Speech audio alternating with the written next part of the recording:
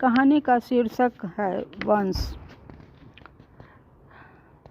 सामने वाले के मुंह से निकला था वंश शब्द। मेरे मुंह से निकला क्या वंश? सामने वाले आश्चर्यचकित। मैं इतनी बड़ी होकर वंश का अर्थ नहीं समझती। आश्चर्य, घोर आश्चर्य। अपराध, महाअपराध। स्त्री होकर वंश नहीं समझती मैं।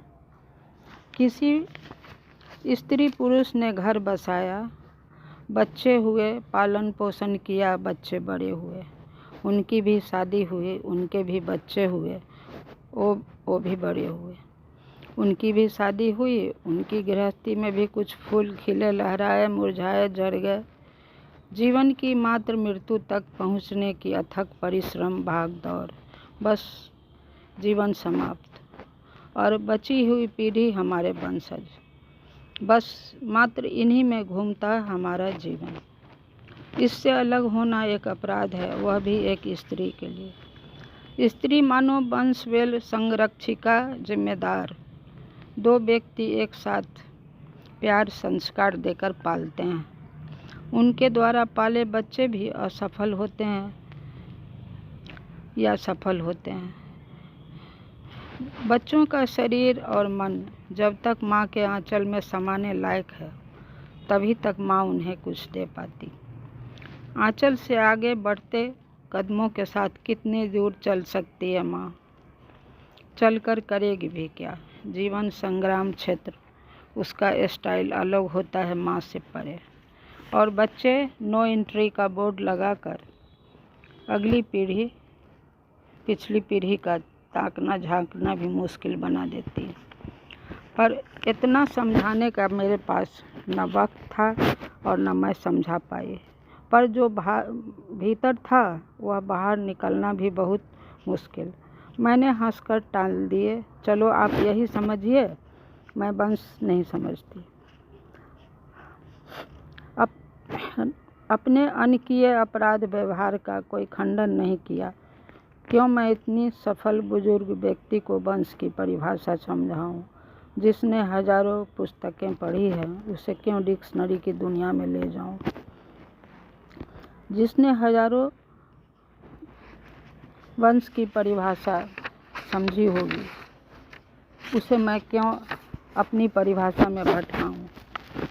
वंश के पीछे भागती यह दुनिया, जिसकी स्थिति पर खुलकर हंसना चाहते हुए भी मैं हंस नहीं सकता, रो भी नहीं रही हूँ। सामने टीवी पर उड़िया से एक खास बुलेटिन आ रहा है। मन विचलित था।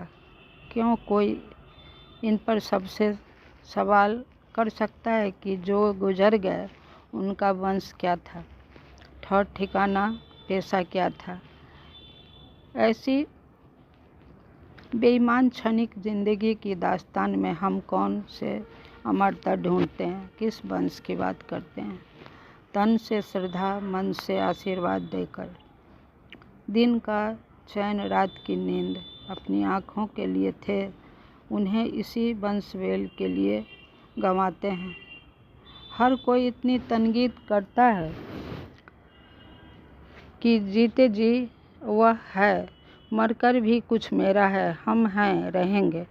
यह प्रवृत्ति हमेशा अपने अस्तित्व के प्रति सजग रखता है। अंतिम सांस के बाद भी वंश की चिंता खत्म नहीं होती। हजारों वसीयतें बताती है इसकी कहानी। कभी मैंने पढ़ा था, अकबर ने गेट पर खुदवाया था, है यह दुनिया एक रात का बसेरा है, यहाँ घर मत बनाना। जो अकबर द ग्रेट कहला रहे थे, कहाँ है उनका घर? कहाँ है उनके वंशज? मध्यकालीन सूर्य के वंशज का पता नहीं, तो आम आदमी का वंश क्या? वो ना चाहते हुए भी बहस करने के ही मूड में एकाएक आ गई। पिछले महीने कैनेडी और जैकलिन के पुत्र दुर्घटना में जाते रहे। उन्होंने ओनासिस से शादी की, जैकलिन ने। उनका वंश कहाँ है? हिटलर का क्या कोई वंश है? शिवाजी, महाराणा प्रताप सब कौन से वंशज के बल पर जीवित हैं। ये तो मरकर भी हर भारतीय के हृदय में सांस ले रहे हैं। मेरा कहना है आदमी को खुद इतना संभाल कर जीवन जीना चाहिए कि जब तक जिंदा हैं अपना वंश हम खुद हैं। क्या हम ऐसा नहीं सोच सकते? क्यों बाद की चिंता में घुलते हैं? वंश के प्रति मेरे मन को संजोया अचेतन भाव उन्हें एकदम ना अहमियताना लगे। वंश बेल के प्रति सजग माली को मेरे वाक्य कांटे की तरह चुभे। अंत तक मैं भी उनकी बात समझ नहीं पाई। मुझे ऐसे हजारों को उन्होंने पढ़ा लिखाया है। मुझसे ऐसी उम्मीद थी, ऐसा उन्होंने नहीं सोचा। मैं उन्हें अक्षम्य अपराधिनी सी लगी। कर्तव्यहीनता वंशवेल के प्रति उन्हें एक नारी से ऐसी उम्मीद नहीं थी। पुरुष सोचता है नारी वंशवेल के लिए ललायित है, पर वास्तव में इसमें पुरुष स्त्रियों से आगे हैं, सजग हैं।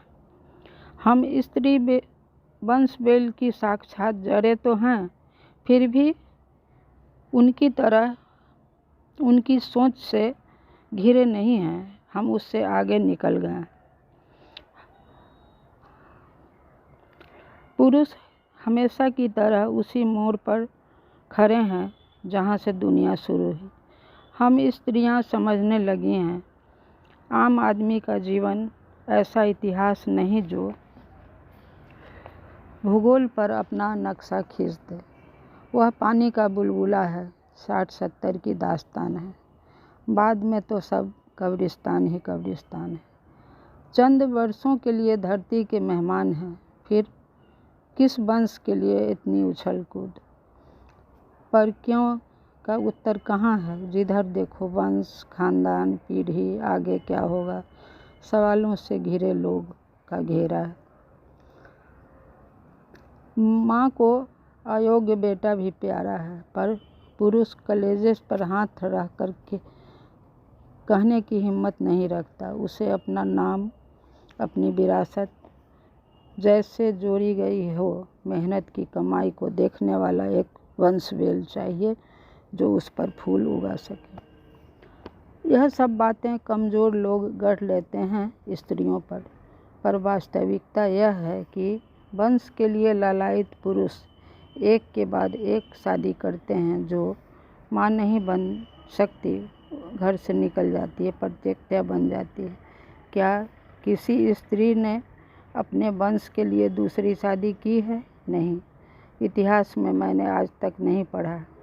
उफ, काश मैं उन्हें समझा पाती। यह जिंदगी कुछ भी नहीं, कुछ सांसों का है सिलसिला। किस लिए इतनी हिफाजत, किस लिए शिकवा गिला, किस लिए शिकवा गिला।